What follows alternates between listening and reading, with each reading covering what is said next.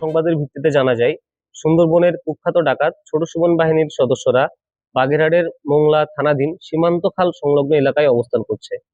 প্রাপ্ত তথ্যের ভিত্তিতে আজ 30 মার্চ 2026 তারিখ সোমবার সকাল 6টায় কোস্টগার্ড বেস মোংলা ও স্টেশন হারবাড়িয়া কর্তৃক উক্ত এলাকায় একটি বিশেষ অভিযান পরিচালনা করা হয়।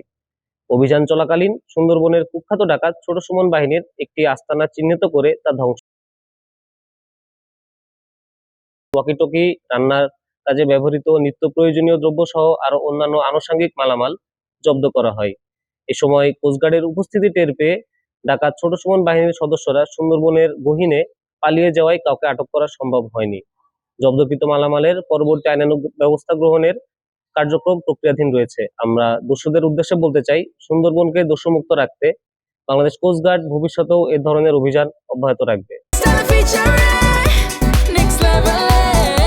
Well done, side by side, free.